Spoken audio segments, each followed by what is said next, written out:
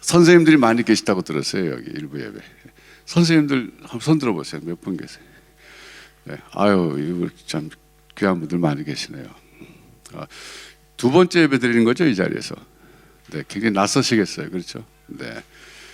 제가 갑자기 와서 본문을 바꾸게 된 거는 목사님과 대화하다 보니까 이게 지금 두 번째 드린 장소고 또 2시 반 예배는 또 다른 곳에 또 드린대요. 그래서 이렇게 굉장히 난리 중이구나 여기가 지금. 여러분들 굉장히 힘드실 것 같은 생각이 들었는데, 제가 그러다 보니까 목사님과 더 여러 가지 대화를 나누다 보니까 제가 겪은 경험하고 비슷한 것 같아요. 저도 그런 경험이 있었어요. 교회가 하수없이 나와가지고 광야 생활을 하다가 이제 정착했던 경험이 있고, 그래서 아마 하나님이 그걸 말씀하시라 그런가 보다. 그래서 제가 설교 부분을 바꿨거든요. 그래서 오늘 제가 간증 설교하려고 그래요. 간증. 저도 그런 경험이 있었는데 하나님이 다윗교회는 이렇게 인도해 주셨습니다. 그러니까 여러분들도 이렇게 인도해 주실 줄로 믿습니다. 이 얘기를 하고 싶은 거예요. 근데 그러면서 제가 체험한 건 뭐냐면, 오늘 에베소 3장 20절 말씀에 나타난 그 하나님, 우리가 구하는 것보다 생각하는 것보다 언제나 더 넘치게 역사하신 하나님을 경험했어요. 제가 오늘 그래서 설교에 여러분 적용은요, 여러분도 여러분 이 호주 생활 하시면서 그 하나님을 체험하실 것을 제가 권해드리는 겁니다. 그러니까 구하는 것이나 생각하는 것은 사실 같은 거예요. 그러니까 저 말은 뭐냐면, 구하기 전에 생각을 많이 하고 구해야 된다, 그런 얘기예요. 우리 생각 자체가 기도가 되는 거예요. 혼자 생각하지만 그걸 하나님께 말씀드리면 기도가 되거든요. 그래서 어떻게 보면 기도의 출발은 성경적 생각이에요. 그게 기도의 출발이에요. 그래서 어쨌든 하나님은 어떤 분이냐, 우리가 구하는 것보다 생각하는 것보다 더 넘치게 역사하신다. 저희 예배당을 이제 지은 지 한 2년 됐거든요. 근데 예배당 짓게 된 것이 이제 여기랑 경험이 비슷해요. 여기 지금 건물을 소유주가 비싸게 사가지고 본인이 이제 방법이 없으니까 여러분 보고 렌트비 올리라 그랬다며요. 그래서 그거 올리면 안 되겠다 싶어서 이제 이사 왔다고 들었는데, 저는 이제 강남구 논현동에 강남 YMCA라는 빌딩이 있었어요. 지금 없어졌어요. 그 YMCA 빌딩을 제가 2008년도에 세를 얻어가지고 렌트해가지고 다윗교회를 시작했거든요. 다윗교회가 다니엘과 에스더를 길러내는 교회, 이런 뜻이에요. 그래서 이제 그런 교회를 출발했는데 거기서 잘 지냈어요. 그러면서 근데 거기가 이제 소위 강남이니까 렌트비가 좀 비쌌어요. 그래도 어쨌든 간에 기독교 기관이니까 조금은 다른 사업 건물보다는 좀 쌌는데 렌트비가 1년에 제가 목사님께 말씀드렸더니 한국 돈 한 3억 원? 한국 돈 한 3억 원 나갔어요. 비슷하게 나갔더라고요, 여기랑. 그러니까 엄청나게 많이 나갔죠, 렌트비가.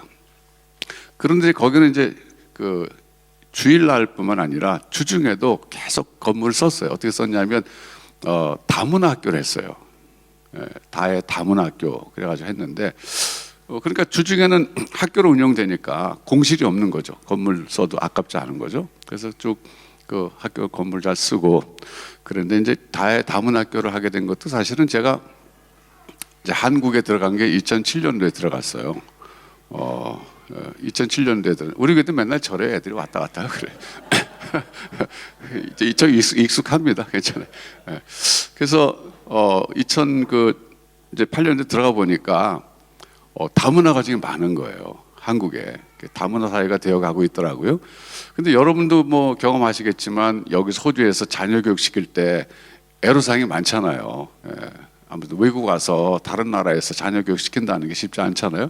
저도 미국에서 그런 경험했어요. 제가 92년도에 미국 갔거든요. 유학생으로. 92년도에 늦은 나이에 이제 유학을 신학 공부하러 갔죠. 교육학 공부하러 갔는데 거기서 이제 한 16년 살다 나왔어요.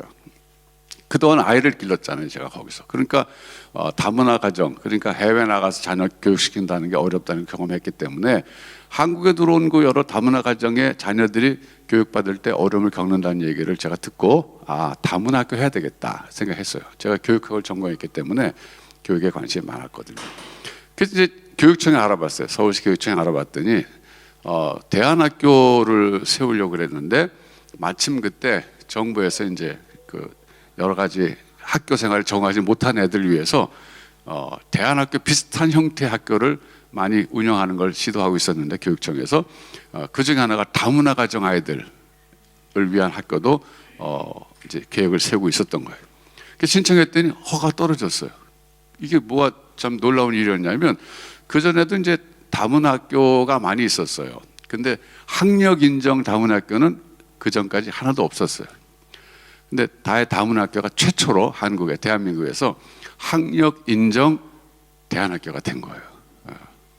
그래서 너무 뜻밖의 하나님이 역사하셔갖고 그런데 제가 이제 좋은 교장 선생님이 필요하잖아요. 그래서 교장 선생님을 모셔야 되겠는데 우리 처남이 그때 현역 교사였어요. 지리 수능 출제위원 10년도 하고 EBS 나가서 뭐 교사도 하고 뭐 강의해갖고 제가 그때 물어봤어. 연봉이 얼마인데? 그랬더니 1억쯤 번대요. 그래서 무슨 선생님이 그렇게 돈을 많이 벌어? 그랬더니 자기 그렇게 많이 번대요. 수능 출제위원하고 뭐. 그래서 어쨌든 그래서 제가 그랬죠. 어느 날 병원에 입원하게 됐어요. 학교 수업하다가 허리를 좀 다쳐갖고 입원했는데 누워있는 제가 가서 그랬어요. 자, 전함. 그동안 공교육에서 많이 했으니까 이제 애들 말 안 듣잖아. 공교육 애들은. 그러니까 이제 그만하고 나랑 다문화 학교 하자. 그랬더니 무슨 이러고 있는데 갑자기 무슨 다문화 학교냐고 이제 그런 표정으로 봤어요. 그랬는데 그게 2년 후가 됐을 때 처남이 기도하는 가운데 생각이 바뀐 거예요. 하나님이 나를 차라리 선교사로 부르시는구나. 거기 응답해갖고 하겠다는 거예요. 제가 그 연봉 1억 받는다 그랬지 내가 과감하게 2,400만 원 줄게. 그랬더니 오케이 하는 거야. 지금까지 하고 있어요. 지금까지 10몇 년. 그 지금 사실은 그 중학교 과정이거든요. 그래서 해외에서 중도 입국자 자녀라 그래요. 그 뭐냐면 아빠는 한국 사람인데 엄마는 이제 베트남 사람, 뭐 여러 나라 사람이 있는데 그 나라에서 그 남편과 살다가 아이를 낳았는데 이제 뭐 이혼하고 이제 혼자 살다가 한국 남편 만나서 결혼해서 한국 왔는데 애는 거기 있는 거예요. 할머니랑 같이. 그러다 이제 자기가 좀 정착되면 그 아이를 또 부르는 거예요. 한국으로. 그 부르게 되면 얘는 이제 국적이 한국 국적이 돼요. 지금 이제 되는데 문제 한국말 하나도 못 하잖아. 그러니까 한국은 중등 교육까지는 의무 교육이에요. 무조건 교육받을 권리가 있는 나라예요. 한국이 참 좋은 나라예요. 한국이. 그래서 그 지역 학교는 갈 수가 없잖아요. 얘가. 그러니까 얘가 갈 학교가 없는 거예요. 그러다 보면 걔가 사회에 나가서 소위 그 나쁜 조직에 들어가게 되면은 사회적 문제가 된단 말이죠. 그래서 그걸 방지하기 위해서라도 학교가 필요한데 그게 이제 다문학교로 그런 애가 오는 거예요. 오면 여기서 한국말부터 가르치는 거예요. 맞으면 ESL처럼 이제 그렇게 해서 한국말을 가르치면서 거기서 이제 전부 과목을 이수하게 하는데 그게 학점이 다 인정돼 가지고 고등학교 볼 때 검정고시 안 보고 그냥 진학하는 거예요. 지금 그래서 10년이 넘었어요 벌써. 그러니까 주중에 그렇게 썼기 때문에 한 달에 뭐 1년에 3억 정도 나가는 거 아깝지 않았죠. 그래서 잘 지냈어요. 지냈는데 10년쯤 됐는데 강남 YMCA 그 빌딩을 이제 재건축하겠다 그러는 거예요. 그래서 그러면 우리는 재건축 얼마 걸리냐 그랬더니 2년 걸린대요. 그럼 2년 동안 어디 딴 데 나갔다가 다시 건물 지물이 들어와서 다시 세웠고 할 테니까 해달라 그랬더니 그렇게 하겠대요. 근데 그 여러분 그 YMC가 종로에 있잖아요. 본점이 종로에 YMC 있잖아요. 종로 2가에 거기에 소속돼 있기 때문에 거기 종로구청에서 허가를 받아야 된다는 거예요. 전체가. 근데 허가가 안 떨어지더라고. 재건축이 안 되다 보니까 8기로 결정한 거예요. 이거를. 그러니까 우리 보고 결정이 바뀌었다 그러면서 이제 재건축 안 하고 8기로 했으니까 우리 보고 나가라 그러는 거예요. 이제 아예 2년 있다 돌아올 생각하지 말고 나가래. 그래서 당장 나가 석 달 줄 테니까 나가래. 그래서 그건 우리 못 나간다. 우리뿐만 아니라 모든 거기 들어와 있는 상점들 뭐 다 못 나간다. 그래서 1년을 연기해 줬어요. 1년 동안 기도해서 하나님 어떡합니까 우리가 이제 가야 되는데 우린 여기가 조사원이 그러고 그냥 했는데 왜 우리 보고 또 하나님 나가라 그러십니까? 그래서 할 수 없이 1년 돼 갖고 나왔어요. 근데 마침 수서에, 강남 그 수서에 기독 태화관이라고 있어요. 태화관. 감리교 계통의 그런 선교센터 건물인데 거기를 빌리기로 했어요. 그것도 참 비하인드 스토리지만 거긴 감리교고 저는 장로교잖아요. 근데 같은 교단이 아니라서 안 빌려준다는 거를 우리 교인 가운데 정동 감리교회 출신이 있었어요. 그 교회 그 목사님한테 연락했더니 목사님이 내가 알아서 해줄게. 그래갖고 목사님 전화 온 거야. 정동 감리교회가 최고잖아요. 감리교로. 그랬더니 그 태화관 관장님, 웬일로 이런 전화를 다 하시냐 했더니 거기 다이어트 좀 빌려주라고. 그게 들어간 거예요. 근데 원칙은 6개월밖에 안 빌려준대. 어느 교회가 들어와도. 근데 우리는 뭐 6개월 있다가 어디 나갈 데가 없잖아요. 그때 보니까 이 체육관이 다 낡아 빠져가지고 좀 수리해야 되겠더라고요. 그래서 우리가 관장 만나서 우리가 돈을 5천만 원인가 도네이션 할 테니까 이거 고치고 우리 좀 더 오래 있게 해달라. 딜을 했죠. 그랬더니 오케이. 그래서 우리가 거기 결국 2년 있었어요. 2년. 근데 2년 있는데도 대책이 안 서는 거예요. 나갈 데가 없어. 그래갖고 있는데 서초구 그 내곡동에 아파트 단지 안에 종교부지가 하나 있다는 정보가 들어오더라고요. 우리 교회 그 중개업하는 집사님이 계셨거든요. 목사님 그게 있어요. 그래서 아니 그럼 그 교회 그거 질 거 아니야? 그거 뭐 어떻게? 그랬더니 아니 그 교회는 분양을 받았는데 돈이 없어서 짓지 못하고 있다는 거예요. 이제 팔려고 그러는데 어쨌든 뭐 지금 잘 안 팔고 있대 목사님이. 저번 만나보러 가자는 거예요. 그래서 우리 돈도 없잖아 그랬더니 만나보러 가자요. 만나보러 갔어요. 갔더니 목사님하고 대화하는데 그 목사님 그러시더라고.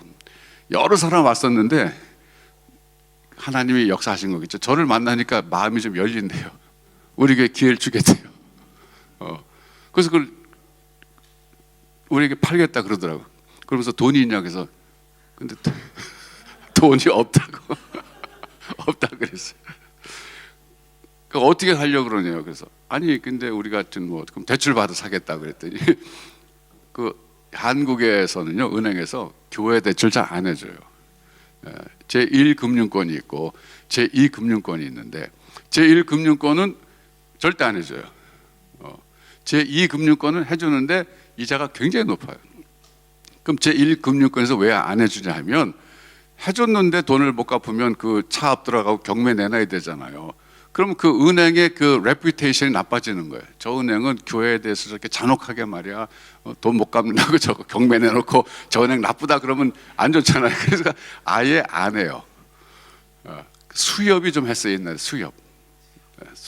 수협에게도 교회 많이 짓도록 해줬어요. 그런데 그것도 우리가 이제 수협에 이제 어떻게 해보자. 그래서 수협에 해준다니까. 근데 기도하는 가운데 알아보니까 우리 교회에 전에 수협 대표회장 했던 집사님이 계신 거예요. 그래서 그 집사님한테 아빠한테 한번 얘기 좀 해봐. 그 아빠가 이제 옛날에 대표회장 했었으니까 줄이 다 있잖아요. 그래서 그 아빠가 이제 알아보니까 그때 아빠가 회장 시절에 그 비서같이 했던 사람이 아주 어느 지역에 본부장으로 와 있는 거예요. 수협에. 그분에게 전화를 했더니 회장님이 그러시면 당연히 무조건 해줄게요. 그런 거예요. 그래서 거기서 보증을 써줬어요. 대출 무조건 해주겠다. 그러니까 그게 있으니까 이게 되는 거예요. 그래서 계약을 했죠. 계약을 하면서 이제 전주에 제가 한옥마을에다가 우리 그 교육관 하나 줬었어요. 한옥으로. 제가 한국 가니까 아이들이 너무 입시족에 그냥 그 뭐 정신없이 공부만 하고 뭐 불쌍하더라고요. 그래서 제가 전주 한옥마을에 한옥을 하나 낡은 거 사가지고 그걸 새로 줬어요. 한옥으로.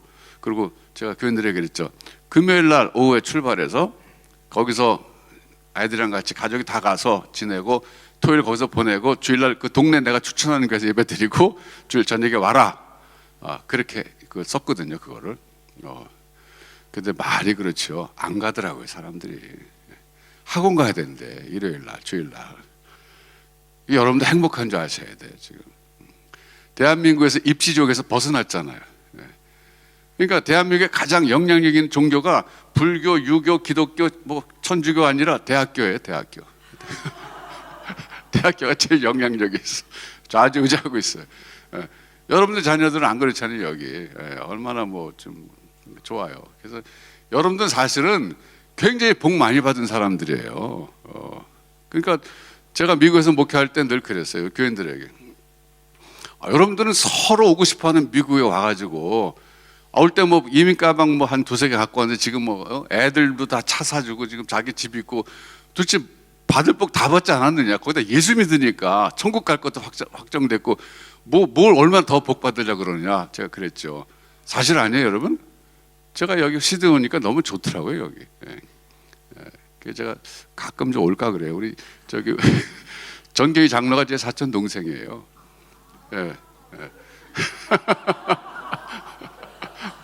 저보고 형 좀 여기 와 이제 은퇴했으니까 그래서 이번에 사실 온 거예요. 제가 이제 이해실 사모가 이제 브리즈번 한인 장로교회에서 뭐 집회했거든요. 거기는 이제 어성경을 사역 어른들 대상으로 했고 또 아이들은 에즈마의 사역이라고 제가 에즈마 옷 일부러 입고 왔어요.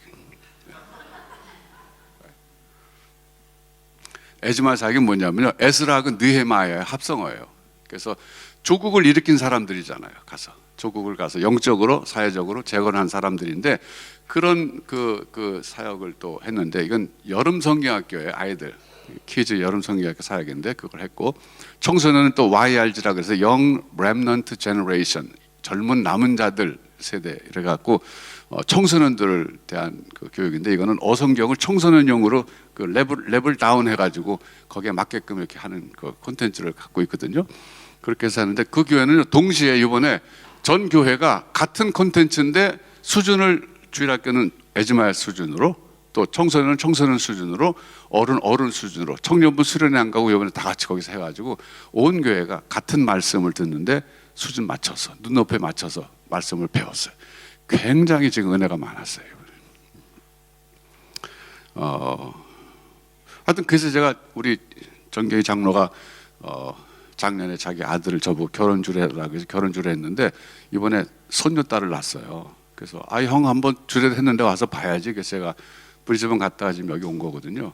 왔더니 또 우리 김도환 목사님 교회에서 또 자기 섬기는데 그 목사님께 말씀드려서 하여튼 저보고 설교하게끔 이렇게 된 거거든요. 이게 그렇게 된 거예요. 그래서 저는 이제 원래 이제 부활주일 그 설교 하려고 그랬거든요. 원래는. 근데 와서 목사님과 요새 조찬 같이 했어요. 그러면서 이제 여러 가지 교회 얘기 들었는데 참 건강한 교회더라고요. 여기 젊은 사람들이 많다며요. 아이들도 많고. 우리 교회랑 비슷해요. 그래서 너무 감사한데. 그래서 제가 소망이 있다. 여기 소망이 있다. 목사님 제가 만나 뵈니까 지성과 영성과 인격이 다 갖춰진 귀한 분인데 연세도 보니까 지금 아주 50대 초반 딱 좋은 나이에요. 인생의 단맛 맛 알고 이제 목회도 다 이제 자기 입장이 세워지고 이런 모든 목회 철학도 정립이 되고 이런 상태이기 때문에 이제부터 꽃을 피우고 열매 거둘 수 있는 타이밍인데 정말 좋은 교회구나. 제가 아주 기쁜 마음으로 달려왔거든요. 그래서 어쨌든 여러분 정말 복 받고 사는 거예요. 자녀 교육 입시 쪽에서 벗어났잖아요. 저도 미국에서 애들 다 대학 보냈기 때문에 그걸 입시적 경험 안 했는데 돌이켜 보니까 정말 감사한 일이에요, 그거는. 그래서 어쨌든 그렇게 해서 이제 태화관에 있었는데 이따가 이제 그 땅을 이제 계약해서 짓게 됐는데 또 코로나가 왔잖아요. 코로나가 와가지고 그래서 이제 지으려고 그랬는데 코로나가 온 거예요. 그래서 좀 어렵게 됐는데 또 건축사 잘못 만나가지고 좀 고생했지만 그래서 긴 얘기 짧게 하면요, 코로나 때 우리는 덕본교회예요. 왜냐하면 코로나 전에 예배당 졌으면 져놓고도 못 쓰잖아요. 2년 동안. 얼마나 억울해요 그러면. 근데 하나님께서 절묘하게 타이밍도 딱 맞춰가지고 코로나 끝난 다음에 예배당 완성하게 하셔가지고 우리 아주 그냥 기가 막히게 들어갔는데 그러면서 YMC에서 나와가지고 태화관에 있으면서 코로나 기간에는 또 2년 있다 나와가지고 어디로 갔냐면 천막교회로 갔어요.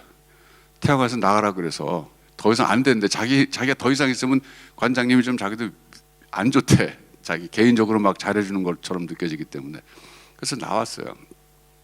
나와가지고 다른 데 알아봤더니 한 달에 500만 원씩 세를 내고 또 거기 어떤 학교였는데 도네이션 한 5천만 원 하라 그러더라고요. 그럼 빌려주겠대. 그래서 교인들은 거기 또 가자 그러는 거를 제가 가만 보니까 이제 건축을 해야 되는데 돈을 아껴야 될 거 아니에요. 건축비로 모아야 될 거 아니에요. 돈도 없이 했는데. 그래서 그럼 가지 말자 그랬는데 마침 그 수석교회라고 그 통합주교회인데 거기 교회가 예배당을 짓고 새로 옮겼는데 옛날에 쓰던 옛날 건물이 하나 있는데 그 건물 옆에 있는 천막이 하나 있었어요. 옛날 건물 다른 교회가 쓰고 있고 빌려주는 거예요. 그 교회는. 천막이 어베일러블하다 그러더라고요. 예. 그 천막 몇 명 들어가나 했더니 꽉 차면 한 100명 들어갈까 말까 한대요. 그래서 큰일 났다, 이거 어떡하나. 근데 얼마 들으면 되냐 했더니 한 달에 30만 원만 주면 된대요. 그 교회는 봉사하는 거예요. 이렇게 가난한 교회, 이렇게 교회 없는 교회.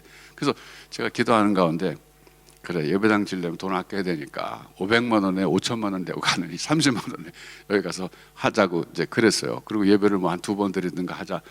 그래서 했더니 교인들이 다 막 말은 못하고, 담임 목사 하자니까 말은 못하고, 목사님 그래도 너무 불편하잖아요. 거기 막 이러는 거예요. 화장실도 없고요. 뭐 막 이러는 거예요. 그래서 제가 고생 좀 합시다. 예배당 줄 때 돈 아껴야 되지 않냐. 그렇게 했거든요. 가서 몇 주 드리는데 코로나가 터진 거예요. 코로나 터졌어. 얼마나 감사한지. 좀 비대면 예배 드렸잖아요. 만일에 500만 원 주고 5천만 원 주고 그 학교 빌렸으면 돈만 내고 2년 동안 쓰지도 못하는 거예요. 와, 하나님께 막으시더라고요. 막으시더라고요. 그러니까 예배당 짓기까지요, 정말 제가 그 얘기를 다 할 수는 없죠. 너무 스토리가 많은데 하나님이 한 걸음 한 걸음 인도하시는, 마치 광야 이스라엘 백성들 40년 동안 죽이지 않고 살리신 것처럼 그렇게 함께 하신다는 것을 온 교회가 공동으로 경험을 했어요. 살아계신 하나님을. 저는 그게 너무 값진 영적인 축복이라고 생각해요. 제가 지금 작년에 연말에 은퇴했거든요. 지금 다윗교회는 후임 목사님을 모시려고 그랬는데 마지막 순간에 오시기로 한 목사님이 사정이 있어서 못 오시게 됐어요.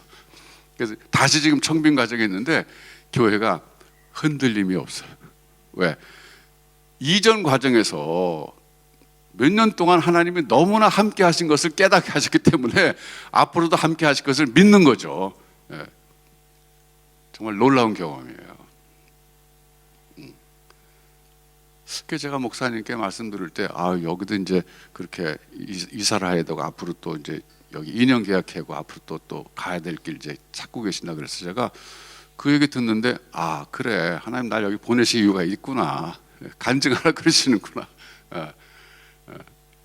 저는 그래서 그런 생각이 드는 거예요. 여러분도 앞으로 예배당을 어디로 인도하실지 모르지만 분명한 것은 하나님이 그런 과정에서 내가 너희와 함께 있다 하는 것을 분명하게 보여주실 줄로 믿습니다. 그게 어떤 영적 은혜보다 큰 은혜 주시는 거예요. 그리고 저는 개인적으로요, 그 하나님을 여러분들의 이민 생활 속에서도 하시게 하실 줄로 믿습니다. 그러니까 내가 생각하는 것보다 구하는 것보다도 하나님 넘치게 역사하신다 그러는데, 하나님 나한테는 왜 그 반대입니까? 그럴 수 있잖아요. 내 인생 뒤돌아보면 하나님 맨날 거꾸로 해. 나는 맨날 내가 기도하는 것도 안 들어주시고 생각하는 것도 안 들어주시고 날 그렇게 인도하셨으니까 하나님 저 에베소 3장 20절 저는 오려버리겠습니다, 이렇게. 나한테 해당 안 돼, 이렇게. 아니에요, 여러분. 제가 경험한 하나님, 그리고 제가 많은 성도들의 삶 속에서 본 하나님은요, 우리가 구하는 것보다 생각하는 것보다 언제나 넘치게 역사하신 하나님이세요. 그 하나님을 경험하시기 바랍니다. 제가 여기 와보니까 뭐 정말 사는 게 참 쉽지 않은 것 같아요. 그렇죠? 무슨 월세가 그렇게 비싸요, 여기? 깜짝 놀랐어요. 우리 여기 조카가 있는데, 조카가 저기 있는데 너 어떤 집에서 사니 했더니 월세가 뭐 1,000불이래요. 그래서 는 한 달에 1,000불인 줄 알았어. 그랬더니 주에 1,000불이래. 말도 안 되는 거잖아요, 그게. 어떻게 이렇게 비싸요? 그러니까 이민 생활은 이제 저도 해봤지만 돈이 없으면 정말 불편한 생활이에요. 당장 뭐 어떻게 할 수가 없어, 돈이 없으면. 제가 이제 은퇴한 다음에요, 은퇴한 사람도 어떻게 사나 이제 정신 차리고 한번 공부하기 시작했어요. 제 주변에 은퇴한 사람도 어떻게 사나 했더니 비참하게 살더군요. 그러니까 한국은 국민연금 제도가 88년대에 시작했기 때문에 너무 늦게 했어요. 전 55년생이에요. 그러니까 제가 사회 나가서 저는 물론 목회 길로 들어섰지만 우리 친구들은 전부 대학 졸업하고 사회 나가서 뭐 한참 일하다가 국민연금 시작했기 때문에 은퇴도 50대 초반에 하잖아요 보통. 그러니까 국민연금 분 게 얼마 없어요. 그러니까 받는 게 얼마 없는 거예요. 평균 얼마 받는가 했더니 현재 국민연금 평균 받는 게 69만 원밖에 안 돼요. 한 달에 69만 원 갖고 어떻게 살아요? 말도 안 되죠. 그래서 은퇴한 다음에 두 부부가 그래도 그냥 적당히 살려면 얼마 필요한가 했을 때 적어도 300만 원에 350만 원 필요하다 그러거든요. 예. 근데 뭐 69만 원 갖고 어떻게 살아요? 거기다가 지금은 소득 절벽이란 말 아세요, 여러분?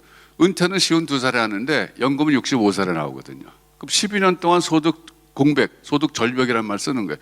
그때까지 돈이 나오는 게 한 푼도 없는 거 어디서? 예. 그러니까 한국이 굉장히 살기 어려워요 지금 그런 면에서 볼 때. 예.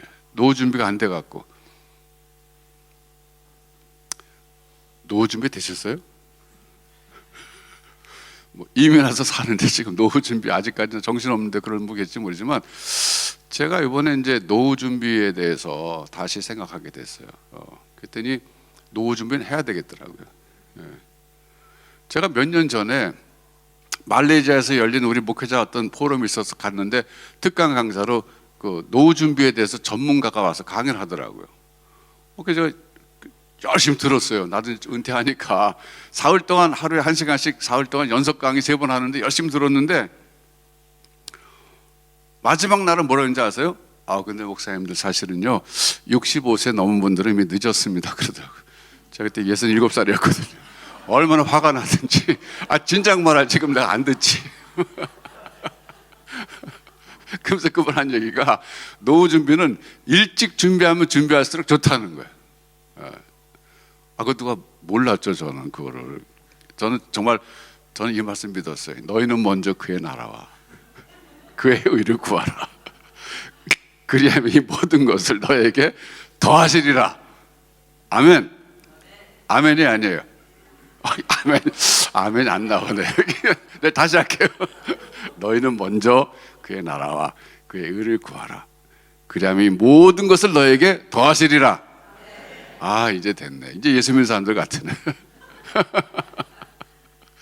아까는 좀 생각해 봤죠. 잠깐 생각해볼 필요가 있어요. 제가 이제 그런 노후 준비 이런 거를 이제 보다가 누가 책을 선물해 줬어요 저한테.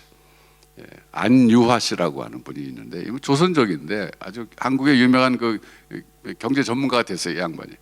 근데 더 플로우라는 책, 영어 더 플로우인데 이제 한국말 더 플로우라는 책을 줘서 이게 뭔가 하고 이제 읽어봤더니 이게 노후 대책에 대한 책이에요 마침. 그래서 열심히 읽고 뭐 그러다 보니까 이게 참 이 세상이 경제로 돌아간다는 걸 제가 새롭게 깨닫게 됐어요. 이란 전쟁도 지금 경제 때문에 그런 거잖아요. 사실 돈 때문에. 사실 따지고 보면 다 돈 때문에 그런 거고 그걸 다른 말로 말하면요 생존 때문에 그런 거예요. 각국의 대통령은 자기 백성 좀 더 좋은 생존하게 만들려고 정치를 하는 거고 그러니까 뭐 영국 여왕이든 뭐 트럼프든 한국 와가지고 그 경제적인 그 인물 다 만나갖고 그 하고 돌아가잖아요. 사실 겉들 정치는 그거는 경제가 중요한 이슈잖아요. 어쨌든 간에 읽다 보니까 이런 말이 있어요. 그 자본주의 사회에서 살려면 노동소득만 갖고 못 산다. 금융소득이 있어야 된다. 그런 얘기가 계속 나오는 거예요. 그래서 그게 뭔가 했더니 노동소득은 월급 받는 거잖아요. 금융소득은 결국은 돈을 투자해서 거기서부터 나오는 금융소득이 있어야지 자본주의 사회에서는 살아갈 수 있다는 거예요. 나는 그런 거 안 했는데 이게 그리고 또 하는 얘기가 뭐냐면 내가 잠자는 동안에도 돈이 돈을 벌게끔 하는 그를 내가 해야 된다는 거예요. 그러면서 영어로 하는 말이 Money never sleeps 이 말이 나오더라고요. 그 말 들어보셨죠? 내가 잠자는 동안에도 나는 자는데 내 노동을 안 하고 있는데 금융소득이 들어오게끔 이게 그걸 만들어 놔야 된다는 거예요. 그래서 그러면 그게 좋긴 좋겠는데 어떻게 하는 건지 잘 모르겠고 그래서 제가 그러다가 어느 날 이제 주일 예배를 위해서 주일날 부를 찬송 찬송을 고르는데 이런 제목이 눈에 띄는 거예요. God never sleeps. 와, 어느 게 진짜지? 내가 많이 never sleeps를 믿어야 돼? God never sleeps를 믿어야 돼? 예. 여러분, 어느 거 믿어야 돼요, 우리가? 예. God never sleeps 믿어야죠. 제가 그래서 그 말씀하고 예수님이 그러셨잖아요. 제자들에게 하나님과 재물을 겸하여 섬길 수 없다. 제가 그 말씀으로 연결이 되더라고요. Money never sleeps, God never sleeps. 이 두 개를 묶어서 생각하다 보니까 그 성경 구절로 돌아가는 거예요. 하나님과 재물을 너희가 겸하여 섬길 수 없다. 결국 이 말이 뭐예요? 재물이 하나님 자리를 차지한다 이거잖아요. 섬김의 대상이다 이거죠. 왜? 파워가 있잖아요. 재물은 우리 생존을 책임져 주잖아요. 그러니까 재물이 결국 우리 생존을 책임지니까 하나님보다도 내 생존을 책임져 주는 존재로 재물을 택할 수 있는데 그걸 하지 말라 그러시는구나. 이걸 제가 새롭게 깨달았죠. 그 대신에 하나님을 믿으면 너희는 먼저 그 나라와 그 의를 구하면 이 모든 것을 너에게 더해 주신다 이거잖아요.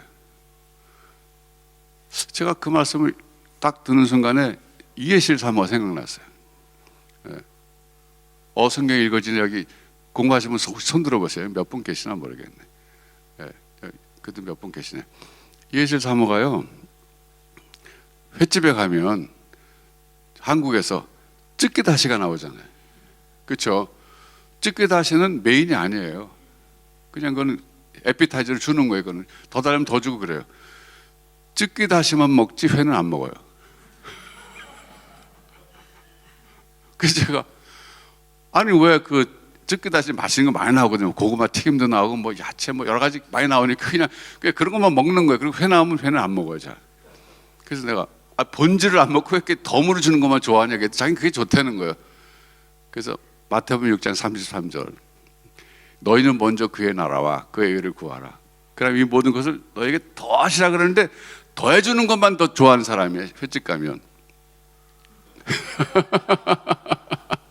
근데 제가 가면 보니까 교회 안에도 그런 사람 많아요. 교회 안에도 하나님 믿으러 나오는데 나오는 동기가 하나님 더해 주신다 그런 것만 구하는 사람들이 있다 그거예요. 그거 더해 주신다 그러는데 그걸 못 믿는 거예요. 여러분 제가 요즘에 우리가 우상 숭배 안 하잖아요. 근데 사실은 내가 재물에 내 생존을 건다면 그게 내가 현대판 우상 숭배자라는 거예요. 바알과 아세라가 어떤 신입니까? 풍요와 다산의 신이에요. 그러니까 가나안 땅에 들어갔을 때 이스라엘 백성들이 들어가 보니까 그건 농경문하고 그건 좋거든요. 자기는 유목민으로 살다가 여기 오니까 너무 좋은 거예요. 그러니까 거기다 막 풍요와 다산. 여러분 다산이 뭐예요? 노동력이에요. 자녀가 많으면 노동력이에요. 요즘에 큰 짐이지만 지금은 노후대책 제가 공부하니까 자식들이 짐이라는 거예요. 절대 자식에 돈 주지 말라는 거예요. 옛날엔 다산이 노동력이에요. 농경문화에서는. 그러니까 풍요와 다산이니까 결국 바알을 택한 건 뭐냐면 생존 문제를 해결할 때 하나님보다는 바알과 아세를 택한 것이 우상숭배가 됐는데 오늘날도 마찬가지예요. 내가 호주 땅에 살면서 내 생존의 문제를 내가 돈이 있어야 돼, 돈만 있으면 난 다 돼 라고 생각한다면 그건 현대판 우상 숭배자로서 교회 나와서 예배드리는 거 하나님께 기도할 때 더해 주시는 것만 구하는 거예요. 여러분에게 믿음이 있으시다면 하나님이 더해 주시는 것을 은혜로 받으시기를 바랍니다. 그럼 우리 생각할 게 뭐냐면 너희는 먼저 그의 나라와 그의 의를 구하라 이 뜻이에요. 자, 이게 무슨 뜻이라고 생각하세요? 천국 가길 사모하라. 틀렸어요. 그거 아니에요. 문자로만 보면 잘못하면 그렇게 해석해요. 이걸 알기 위해서는요, 나라라고 하는 성경의 용법을 잘 아셔야 돼요. 나라가 성경에 사용될 때는요, 통치의 개념으로 더 많이 쓰여요. 지역의 개념으로 쓰기보다는, 영토의 개념으로 쓰기보다는 나라가 보통 우리 대한민국 그럼 어떤 거예요? 한반도가 있고 거기에 국민이 있고 그리고 이제 그 백성이 있고 그러잖아요. 영토가 있고. 근데 일제 나라를 빼앗겼다고 했을 때 영토와 국민은 그대로 있었는데 주권을 빼앗긴 거예요. 통치권을 빼앗긴 거예요. 그 나라를 빼앗겼다는 말 썼어요. 성경에서 말하는 나라는요, 하나님의 통치권을 말하는 거예요. 그러니까 먼저 그의 나라와 그의 의를 구하라라는 말은 하나님의 통치받는 삶을 사모하라 그런 뜻이에요. 하나님을 하나님 되시게 하라. 하나님을 왕으로 인정하라 그런 뜻이에요. 그래서 하나님의 통치받는다는 건 뭐예요? 하나님의 말씀에 순종한다는 거예요. 말씀이 뭡니까? 하나님 나라의 헌법이잖아요. 율법이잖아요. 법.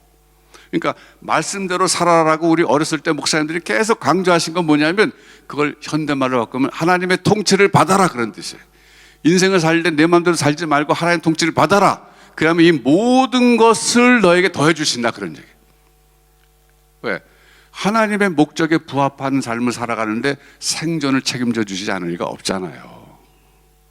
군대 나간 사람이 오늘은 뭘 먹지? 오늘은 못 입지? 오늘 어디서 자지? 이거 걱정하면 군대 역할 할 수 있겠어요? 군인 역할 못 하잖아요. 나라가 책임져 주는 것처럼 하나님이 원하시는 삶을 살 때 하나님의 형상대로 지음받은 인간이 하나님의 뜻에 부합되는 삶을 살고 하나님 통치를 받아서 하나님과 동역하는 삶을 살 때 여러분요 하나님과 동역자예요. 하나님이 세상을 통치하시는데 여러분들 하나님 동역자로 부르신 거예요. 이게 얼마나 영광스러운 건지 아세요, 여러분? 여러분 너무 과소평가하지 마세요. 여러분 하나님이 나랑 같이 세상을 통치하자라고 부르신 하나님의 동역자들이고 교회는 그 동역자들이 모인 하나님의 공동체예요. 그래서 교회는 세상에 하나님의 모습을 보여줘야 되는 거예요. 교회를 볼 때 하나님이 보여야 되는 거예요. 그게 하나님 통치받는 교회거든요. 그런 개인에게 하나님이 생존에 대해서는 이 모든 것을 너에게 더해 주신다 그런 거예요. 네. 굉장히 중요한 비밀을 제가 말씀드린 거예요. 네. 다시 한번 진지하게 생각해 보세요. 내가 호주에 와서 살면서 많이 네버 슬립스를 택했냐, God never slips를 택하고 살아가고 있느냐. 겉으로는 내가 지금 God never slips를 택하고 살아가는 것 같지만 속으로는 내 내면의 세계에서는 여전히 많이 never slip 쪽으로 기울어 있지 않는가. 그걸 회개해야 되는 거예요. 하나님 내가 누구를 살아가지 못했어요. 그런 기도 좀 그만하세요 이제는. 네. 어떻게 다 사람 사랑해요. 그냥 미운 사람 미운 거고. 근데 다행스러운 거 하나님이 원수를 좋아해라 그러지 않은 게 다행이에요. 원수를 사랑하라 할 수 있어요. 왜? 사랑을 오래 참고 참으면 되잖아요. 그렇잖아요? 온유하며 자랑하지 않고 모든 것을 견디느니라. 적극적인 좋아함이 없어요. 성경에 말하는 사랑은. 그러니까 원수를 좋아하라 그럼 하나님은 너무하세요. 그건 너무하세요. 근데 원수를 사랑하라. 오케이. 오래 참아야죠. 원수 견뎌야죠. 이걸 할 수 있는 거예요. 그러니까 기도가요, 여러분 제가 우리 성도들 기도하는 건 덜 들으면 제가 안타까운 게 왜 맨날 저거밖에 못할까? 왜냐면 유치원 수준 기도밖에 못할까? 정말 회개해야 될 건 안 하고 하나님 제가 누구를 사랑하지 못했어요. 나도 사랑 못한 사람 많아요. 그러나 성경에 말하는 사랑을 해요. 오래 참아요. 저는 견뎌요. 목회는 참고 견디는 거예요. 여러분 그래서 여러분 기도를 다시 한번 점검해 보세요. 내가 정말 회개해야 될 게 뭐냐면요, 하나님의 통치를 거절하고 돈에게 기울어지는 그것이야말로 우상숭배인 거예요. 그런 걸 회개해야 되는 거예요. 그 다시 중심을 잡고 제가 하나님 통치 받겠습니다. 하나님의 뜻대로 순종해 살 때 더해 주신다 그랬으니까 더해 줄 줄 믿습니다. 그러면서 나가는 거예요. 한번 해보시겠어요? 네, 한번 해보세요. 그래서 우리 다음 교회도 그렇고 여러분 개인의 삶도 그렇고 에베소서 3장 20절 말씀, 우리가 구하는 것보다 생각하는 것보다 더 넘치게 역사하시는 하나님을 여러분이 경험하시고 하나님을 찬양하시기 바랍니다. 네, 기도하겠습니다. 하나님 아버지 감사합니다. 오늘 귀한 교회에 와서 제가 성도들에게 간증을 했습니다. 하나님이 다윗께 어떻게 예배당을 인도하셨는가, 하나님께서 우리 성도들의 마음속에 믿음을 더해 주시고, 하나님은 구하는 것보다 기도하는 것보다 더 넘치게 역사하신 하나님이신 줄 믿고 믿음으로 승리하며 나아가는 이 시대의 귀한 하나님 백성들 되게 하여 주시옵시고, 우리 귀한 김도환 목사님 또 사모님 교회 모든 중직자들 주께서 붙잡아 주셔서 이름 그대로 다음 세대를 하나님 앞에 일으켜 세워서 주님 오실 때까지 대를 이어가며 쓰임받는 귀한 교회가 되도록 더욱더 축복하시고 예배당 문제를 주님께서 간섭하시고 인도하여 주시옵소서. 예수님의 이름으로 기도합나이다. 아멘. 아멘.